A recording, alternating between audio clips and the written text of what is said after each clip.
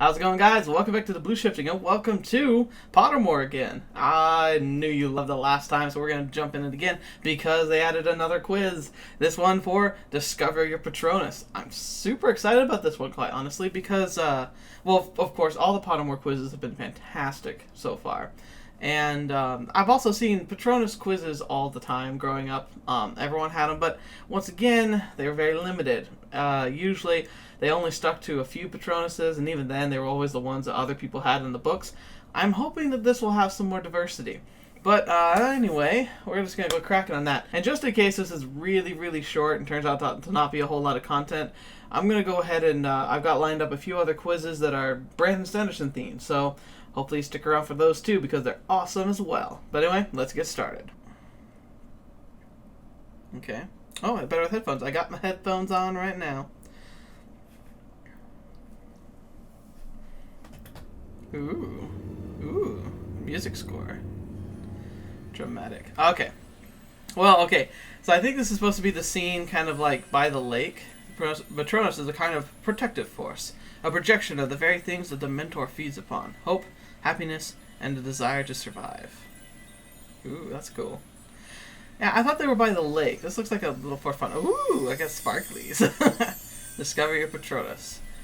Alright, so just in case you are unaware or don't quite remember, in the Harry Potter realm there are things called Dementors. They're pretty much like the worst thing you can imagine. They look like black wraiths, like ghosts that float around with crabbly skin and no faces. Well, they do have a face. They have a big gaping hole for a mouth. And their entire purpose is to suck the joy and happiness and life out of you just from being nearby, or to devour your soul through your mouth and leave you a husk of a man. So effectively, these are they're like the magical equivalent of Payday and title loan borrowers. You know, those little shops that just destroy people's lives. The mentors of our world. Anyway, so the other part of it is a Patronus is the best defense against them, because if you can muster up a powerful, like, happy memory, you create almost like an anti-Dementor, and it fills the air with such positivity that they can't really feed off of you. They try to feed off of that, but it's not really substantial, so it just drives them away as being overpowering. If you conjure one correctly. And when you conjure one correctly, they take the form of an animal. I'd almost guess it'd be like a spirit animal. It's kind of like each person's animal is different. And they can change. If you have a dramatic shift in your life that causes you to have a personality shift, it can actually change your Patronus. So it's very interesting. It's a fun concept, so I'm excited to see where we are. So, sparklies, and we begin. The stag is Harry's one. Relax, think of your happiest memory. That's a tough one. I guess it would have to be meeting my little boys for the first time. Sun, wind, or rain. I love the rain. Oh gosh, a Dementor code shows you what I hesitate. Choose again. Oh, that sucks. I can't hesitate. Glow. Okay, interesting. I had no idea it was timed. Ooh, that adds an element of awesomeness. And I love the creepy atmosphere. Sweet or salt? Sweet. So by the way, you can't see my mouse, but the little trail of sparkles in the air is where my mouse cursor is. So I'm like swinging it around right now. That's me. Stone, wood, or earth? Ooh, stone. I have no idea how they're going to determine my spirit animal or Patronus from this. Ah, what are you? Oh, is it already over? No. You're so close to a Patronus, think something's taking form. Okay. Yeah, it must be... dang, this is really short. Found. Prepare to meet your Patronus. Dang, this was quick. Okay, so we'll never mind. I'll get to that when I get to that. Alright. I wonder if the hesitation causes an issue. Black, white, or gray? Gray. That's what life is. It's lots of grays and shades of grays. There's no one right answer. Oh, it's getting dramatic. What's gonna be? Am I actually gonna be attacked by Dementors? It feels like I am. Click and drag and release your Patronus. It's a monkey! Oh, gosh. not what I expected at all. But, yeah, I'll take it. Monkeys are cool. Ah. They're kind of scary, too, to be honest. That's funny. Aw, it's so cute. Interesting. Alright. Well, there's my monkey. Interesting. So, tell me what. Tell me in the description. Take this quiz yourself. If you haven't logged on to Pottermore yet, you need to do it. You get sorted into your house, you get a wand, you get your Ivymoor house, which is the American wizarding school, and now you get a Patronus. So let me know in the comments below what you got. In case you didn't see on the main page, I got Ravenclaw, Thunderbird, and I had a 14-inch wand that was of cedar and surprisingly swishy, I think.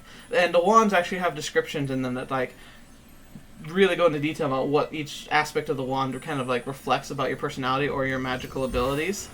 But regardless, this has been pretty fun. Thank you for joining me for this, and we'll proceed to the next quiz in just a second. Okay, so because the Patronus quiz was incredibly short, don't worry, I was prepared for this. I found 2 other quizzes. Now these of course are for the Brandon Sanderson fan base, or not, but if not, you're not going to know what's going on, so I'll explain a little bit. But if you're unaware, Brandon Sanderson is probably one of the greatest fictional writers of our time. Honestly, his books are fantastic. I've read lots of books. I'm no master, obviously. I haven't read everything. I'm sure there are other authors that are very good as well, but so far his books have captured me in ways that even Harry Potter hasn't. Quite frankly, I enjoy them a little bit more than Harry Potter. And that's saying something, because Harry Potter is pretty much my childhood encased in a book. So, in his books, he has very logical magic systems that are very different from the types of magical systems you're used to. One of the things I love about them is the fact that they're very logical and systematic. They have rules, and those rules are stuck to and never broken. Now, there are very creative exploits to the rules and tricks you can come up with based on those rules, but the rules are always the same. It's very common in a book when you have a magic system to have a magic user who can seemingly just pull power out of their butt and really not have a limitation, or the limitations are so undefined that the author can kind of just play with it as they go and twist things up. Brandon doesn't really do that. It's one of the things I really respect him for, and part of the reasons why these series are so good. So the first one we're going to do is from the Mistborn trilogy, as you probably read on the title. And the Mistborn series is really fun, and the magic system based in Mistborn is that there's a genetic trait that people can hand down through the noble lines, where you can use metals, as in you ingest metals, usually in a liquid, like an alcohol solution, to keep them from deteriorating or rusting or whatever. You drink it, and when it's in your stomach, you actually burn the metal. The metal is consumed, or at least the power of it's consumed, and then you can manipulate the world in a physical or metaphysical way. Like, we're talking people who can push and pull all their metals, almost like a Jedi, but you're restricted to metals, and you can use these to jump, fly, steal weapons, and use them as weapons like coins. Coins become very deadly in their hands because they can push them really, really hard. And there's cool things about counterbalancing weight and stuff, like you really need to get into it. They can also manipulate emotions with some types of metals that can make it easier to persuade people to do things. Like, you're not brainwashing them or anything. It's more of controlling the mood, similar to how a musical script in a movie, it controls your mood in a very similar way. It kind of preps you. Like in the horror scenes, like a girl walking down a corridor slowly staring at a doorway might not seem that scary, but then when you got that little violin going in the background, it suddenly becomes tense and it's terrifying. Similar, you are being persuaded to feel a certain way, and they can do the same thing but with metals. They also have some abilities to be able to detect other people who are using the abilities, or to hide people who are using the abilities, and it's just a lot more. It's a really fun series. I recommend reading it, but blah blah blah, I'm done with this. So this quiz is going to talk about which of the 1 powers I would have, and I highly recommend you take this quiz yourself, especially if you're a Mistborn fan already, and if you're not, I would read the books. I'd take the quiz if you want to learn a little bit more about it. But more importantly, read the darn books. The Mistborn series by Brandon Sanderson. Fantastic. Cannot talk it up enough. But let's get going. Mistborn trilogy, Mistborn personality quiz. Visting personality quiz. Oh yeah, by the way, Mistborn is a term for somebody who is very, very rare, but who can use all of the abilities. They're very, very powerful. Most people are Mistings, which means they have access to just one ability. And that's the people who can use powers. They're actually pretty rare too. I think it said 1 out of 100 people, no, 99 normal people, you'll have 1 misting. Like, that's like the ratio. And then the ratio for Mistborn is for 100 mistings, you have a single Mistborn. So effectively, 1 out of 1,000 people is a Mistborn. So, rare, but not rare. I don't know how to... You do the math. There you go. Anyway, let's start with, how athletic are you? Athletic. I don't have a 6-pack. I have a keg. Yeah. What do you do for fun? Do some paperwork, reading, go out for coffee with friends. Sports! No. Go out for a walk, doesn't matter where. Contemplate the intricacies of life. I do tend to do the contemplate the intricacies of life, but that's... I don't know if I do that for fun. I do that all the time. It'd honestly be between reading and going for a walk, but I'm going to have to go with reading. Where do you want to live? Huge mansion. I kind of like mansions, but as long as I don't have to clean it. I want to be a hermit, live out in the wilderness. Nope. Just a small house in the suburbs, in my van. Oh no, I've slept in a van before. It was not my choice. I just was locked out of my house, and it was like too late to go try and crash at someone else's place. So I just slept in the van. Awful. Terrible. Never do that again. I wouldn't have a house. I'd be traveling. That'd be kind of cool. Who knows? Nothing too big, nothing too small either. So I'm thinking nothing too big, nothing too small, or like, I mean, I have a family, so obviously I would settle down. But if I didn't have a family for whatever reason, I think it'd be really cool if I had the means to travel. So if I could, I would do this one. But I love my family. Don't get me wrong. I'm very much happy with my family. I wouldn't trade them for anything. But if it was just about me, and like I had no one else in my life I was really attached to, I'd do traveling. Arithmetics. Get out? Get out! Huh? What are you talking about? It's decent, I guess. Fascinating. Why? Hate it so much. None of the other above. Fascinating. Math's cool. I know it sounds weird, but I've studied physics. Physics is math, and it tells you cool stuff about the universe, so it's fascinating. Alright, getting serious now. Attitude towards the 1%. Oh, that's the super rich. Spoiled jerks.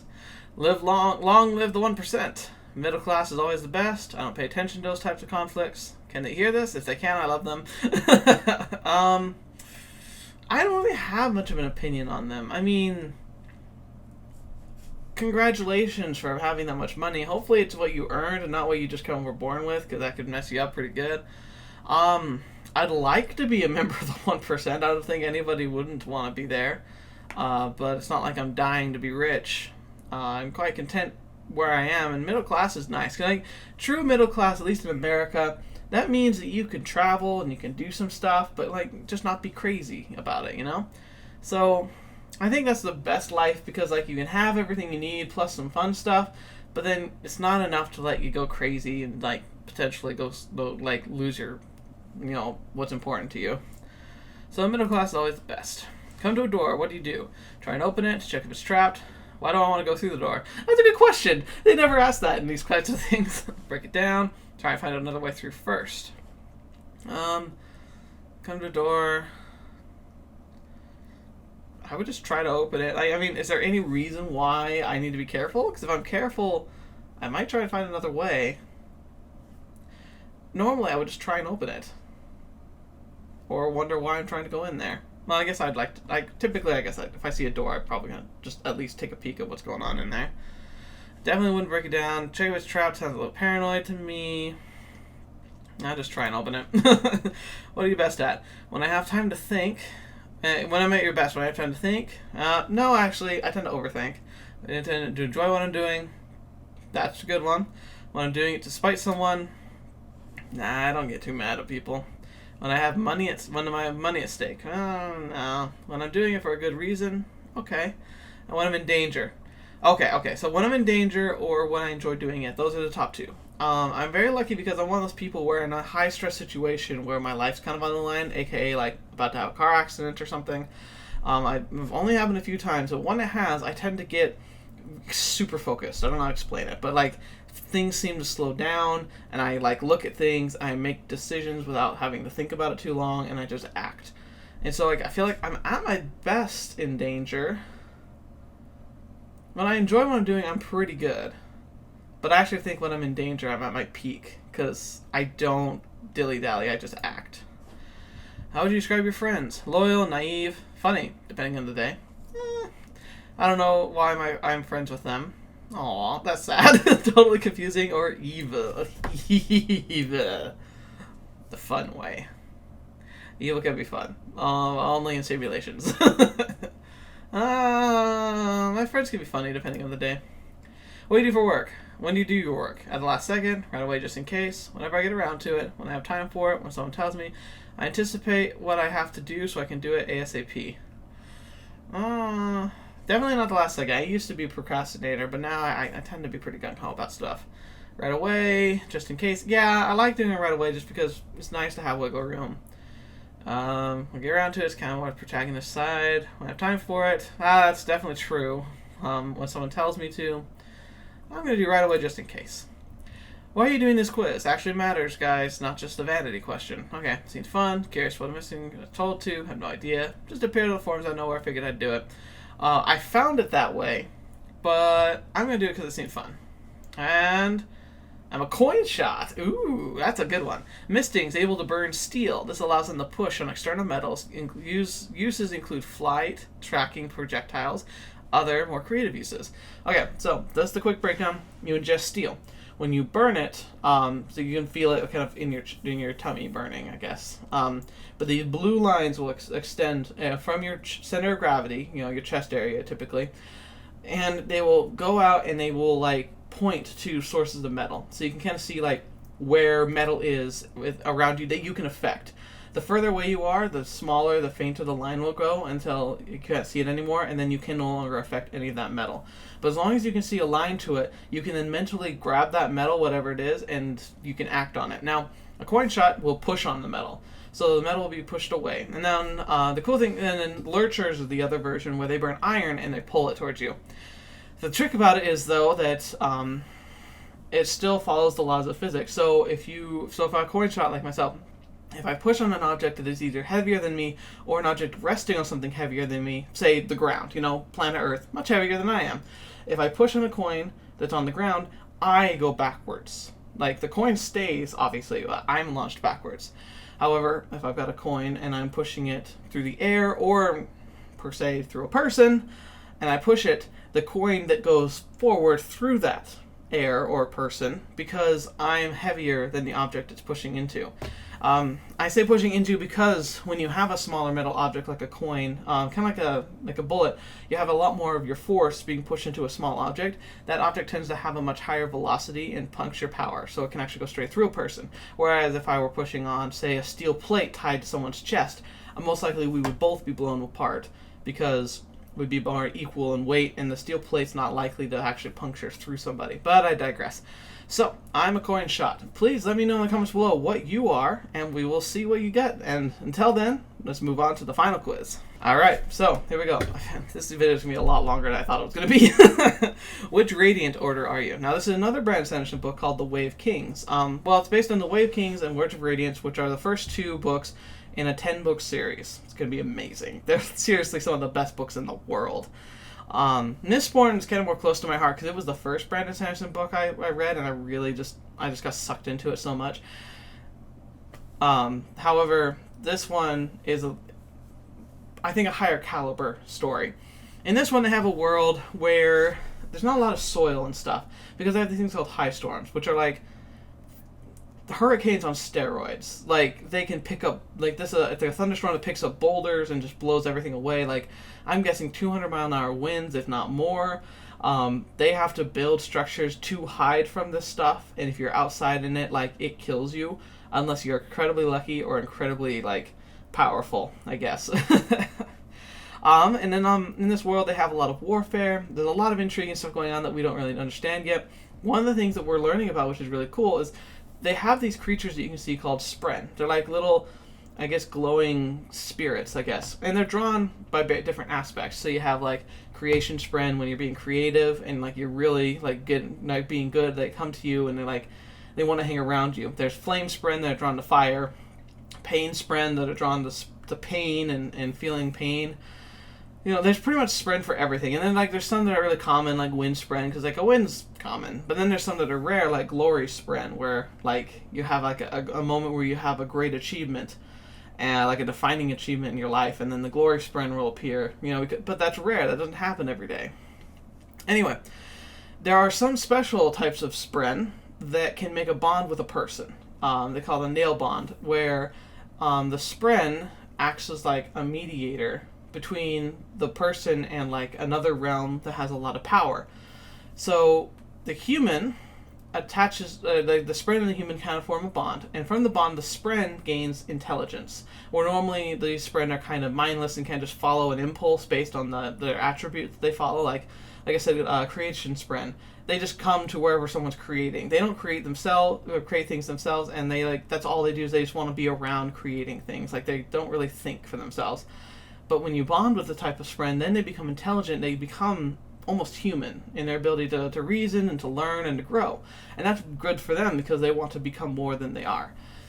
And then the human gets abilities. They call them surges. Each Order of Knights Radiant, which is what this quiz is about, gets 2 surges. A great example is a Windrunner, who is something you see very early in the book. I won't say where, of course, because I want you to read the darn book. But one of the characters is a Windrunner who has the power to manipulate attraction. So, like, he can take an object, give it magic, and stick it on something else, and it will hold to it for an amount of time. For, like, the amount of energy you put into it determines how long it works or how strong it is. But it'll stick, and it just won't, like, unstick for a while.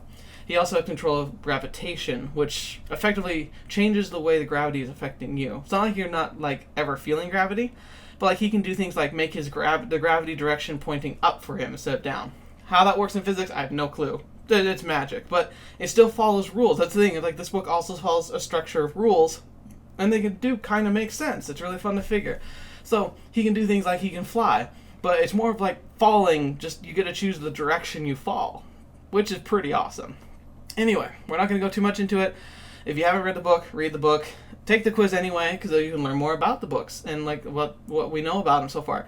Like I said, only 2 books out right now. He's working on the 3rd one. There's a lot to learn, but I still want to take this quiz. So let's get started. Which radiant order are you? Life before death, strength before weakness, journey before destination. Oh, yeah, that's right. Forming these bonds, you make a verbal promise almost, and each spren has a different type of promise you make, but all of them make the same first promise, which is that when you say these words, but you say them with meaning, it solidifies the first bond. It's really interesting because, like, the bonds are formed almost naturally. Like, it's not like you can just say those words and have a spren bond. You have to know when to say them, when they'll work. It's just an instinctual thing. It's cool. This is the first ideal of the Knights Radiant. It unites the 10 orders. Each has their own strength, its own journey. Each has their own role in the coming war. Will you ride high storms or travel to Shadesmar? Shadesmar is the realm where the spren come from. Heal the wounded or stand against impossible odds. Click start to find out. Disclaimer, this quiz isn't perfect. Working on a new version will be more accurate. Okay, so maybe we'll have to revisit this in the future. Hopefully we do. Anyway, let's go. Question 1. How do you unwind after a stressful day? Very similar questions, I'm sure, to the last one. Read a book, listen to music, go for a walk or clean the house. Ha, I wish. Hanging out with friends, maybe catch a movie. Not bad. Hike with friends or go out dancing. Dance. I actually do like dance. I love cha-cha. That was my ultimate favorite one in college. I took dancing classes because I thought it would help me get dates and stuff. And ironically, it did, but it didn't. It worked because I got more dates and I got to dance and it was fun. However, my wife doesn't dance at all and she doesn't like it. She finds it embarrassing. So ironically, I don't dance anymore. But out of this list, definitely read a book or listen to music. Literally, that's like what I do all day when I can. Which of the following is closest to your ideal career? Education or film? Kinda. I mean, not serious film. I don't think I'd ever want to be an actor, but I do think voice acting sounds very appealing. I mean, that's just me, but voice acting does sound really fun. Healthcare, public service. I don't know. It's a lot. Art or research? That's an interesting pairing.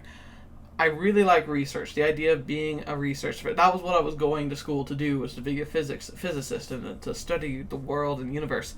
Art, I guess you could count YouTube as an art, so maybe that'll work. and something involving travel or animals. Travel would be cool, but for a career, I don't know if I'd want to travel for a career. It's kind of nice to have a place that's your home, and then travel every once in a while. So I'm going to say art or research. Your school is put on a musical. What are you going to do? Set your choreography, you don't want to stress opening night. Director, stage manager, you like it behind the scenes, and someone has to keep these people organized. Leading role, and gosh darn, you're going to make it a role your own. You live for the limelight. That's something funny, because my first instinct's like, nah. But then I think about it, like, wait a minute, I really love making YouTube videos, and literally that's all it is me talking to you guys. I'm literally the limelight. I don't know. So maybe I do enjoy that a lot more than I thought. Orchestra, chorus, you want to be involved as long as someone else tells you what to do. I did play violin, orchestra, fun, but I don't like being told what to do all the time. Like, I like receiving direction, but I don't know, I'd like to be able to take my own course and do my own thing. Ooh, ugh. When I first was reading these, I was thinking, director, stage manager. I'm actually, now that I've explained it to you guys, I might be leaning towards the leading role. Like, I've never thought of myself like that, but I don't know, maybe I would. Like I said, I want to do voice acting. I like doing YouTube, and like that's me being on the platform. Maybe I'm not literally on a screen like on television. Heck, maybe I would want to do that someday. Let's do the leading role. I literally surprised myself right there. Holy cow. Going on vacation, what's the plan? Hiking, camping, shopping, snorkeling, you name it, you're up for it. You can already research the best destinations activities. That sounds like me. I kind of would. I'm not to be the person who would like look ahead and try and pick out the things I'd want to do, but I also really like being able to like go with the flow. I like a blend. I like having certain things I always plan out, and then I also like the idea of being able to have wiggle room to stay longer if I want to in one place, or to cut something short to do something else. Pack a bag, grab a friend, see what you can find. Nothing's off limits because discovery's half the fun. True, but I'm a bit too much of a planner to do that. Museums, tours, historical sites. You don't need blisters to have a good vacation. Sometimes the best part is listening to people's stories and you know how to find them. That's true. If I were planning things out, I'd probably put on museums, tours, and historical sites. And doesn't mean you can get blisters from that. That's a lie, but people's stories can be pretty good. But sometimes, like just seeing something like a waterfall, like you can't top seeing something like that. I went to a waterfall in Hawaii. It's probably the highlight of the trip. It was really cool. Pick a cafe and park it. Local culture, good food, total spontaneity. Can't plan the real life. Well, yeah, you can. You just have to make sure to have, exceptions. Okay. So I'm going to have to go with hiking, climbing, shopping, snorkeling. Name it, you got it, just researched. Because I would research it. It'd probably include a bunch of this stuff because I'm a nerd. But, still, the core aspect of that choice is more appropriate for me. You're living in a house with several other people. What does your space look like? Impeccable. Once again, I wish and my wife wishes. Generally put pretty good. You convince your roommates to put things away, but they don't really mind to see things drift. Yeah, messes bug me. I don't like it when things get messy.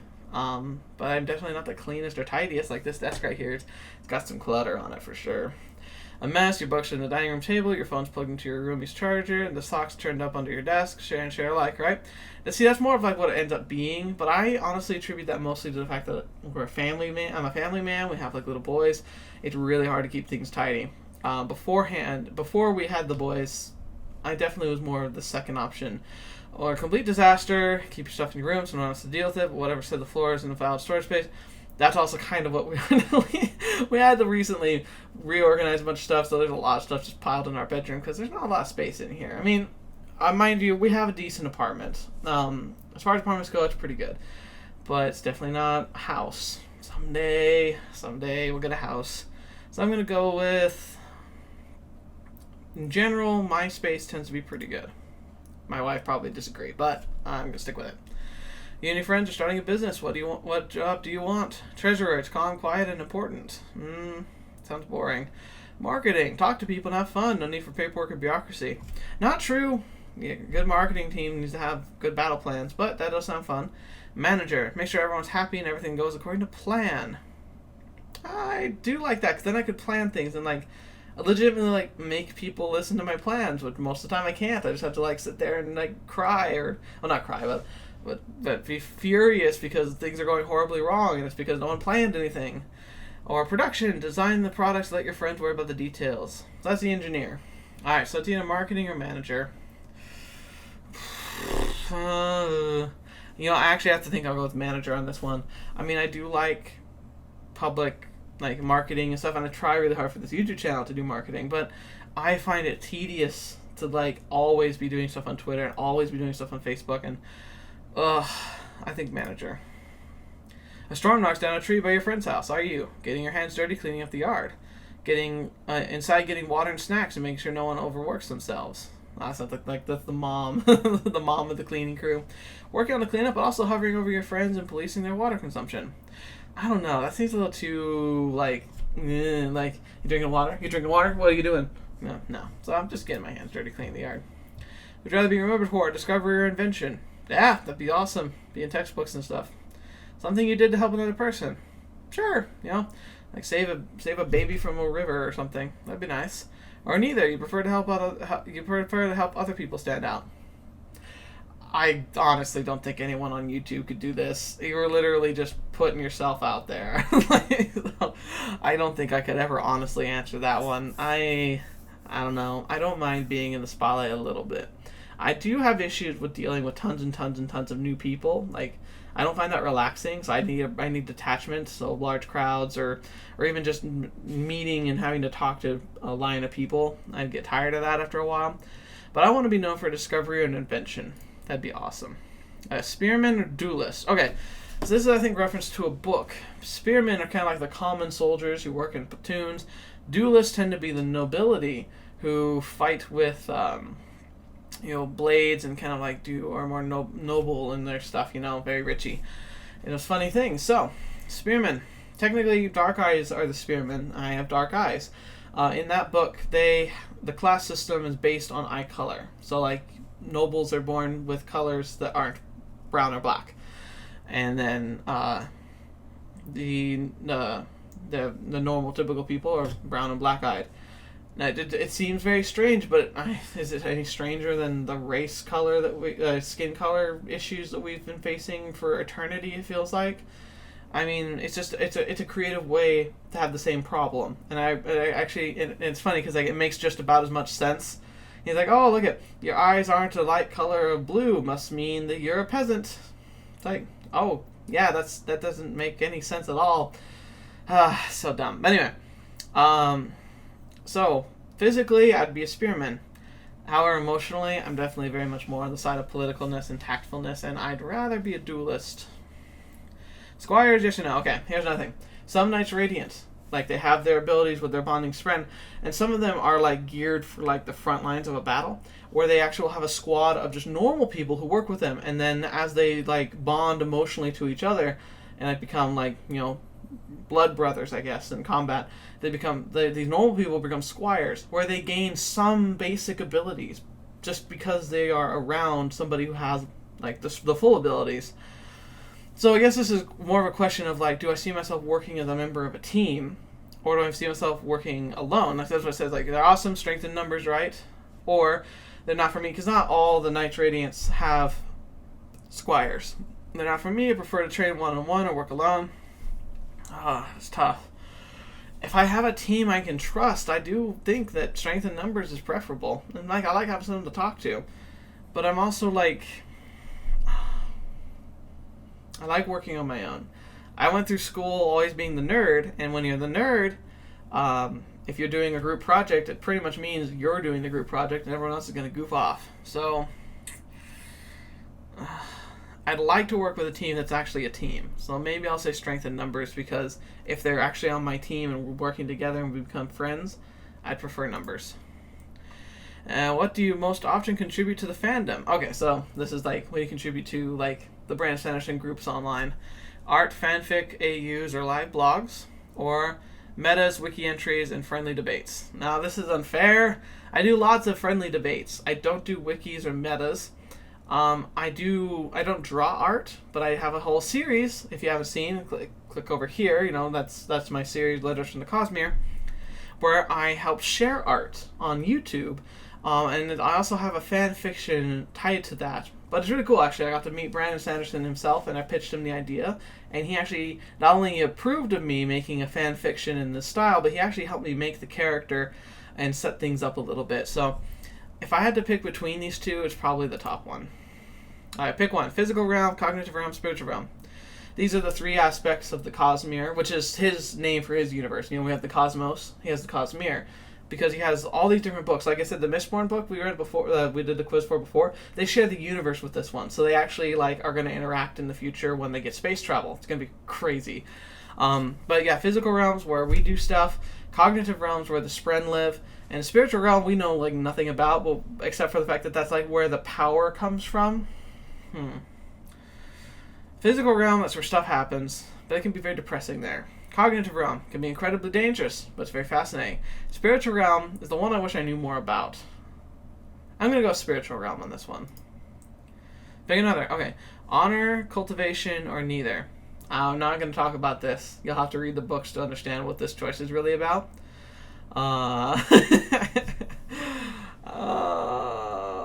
Fetch. Shoot.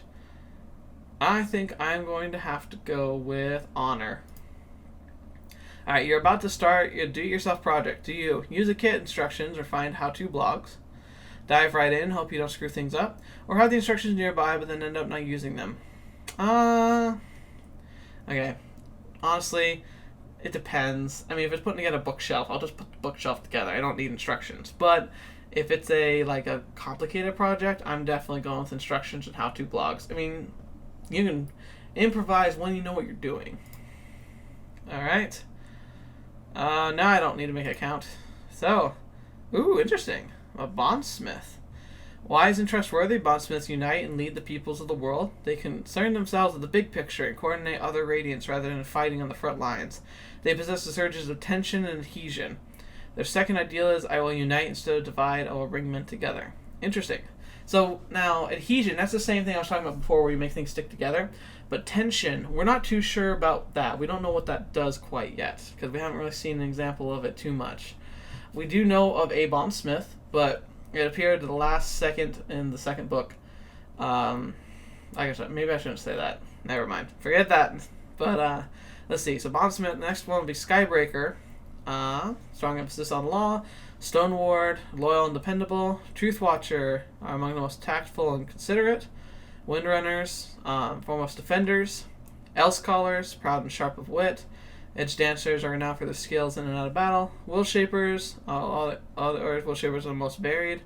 Light weavers, not, and dustbringers, not. Okay, so thank you so much for being here. So what we learned today is my Patronus is a monkey. I would be a coin shot if I were a misting. And I would be a bondsmith if I was part of the Knights Radiant, which is cool. Bondsmiths are actually super rare. Though Skybreaker, sadly, I'm not a fan of Skybreakers. I mean, emphasis on law. I mean, I like having plans. I don't I don't necessarily think the law is the law. Like, it must be adhered to at all times. You know, as long as it's correct, sure. But thank you so much for joining me. I hope this was a fun experience for you. I'm going to put links for all 3 websites.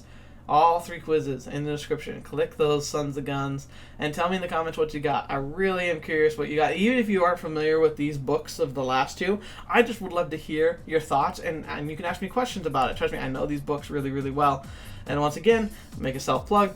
Watch my Letters from the Cosmere series if you are a fan of the Brandon Sanderson books at all. I attempt to creatively, with a fun, interesting character, talk about concepts and from the perspective of somebody who's just joining the fandom, somebody who's just becoming a part of the greater Cosmere experience, somebody who's wanting to read the books, understand how they all connect to each other and everything like that.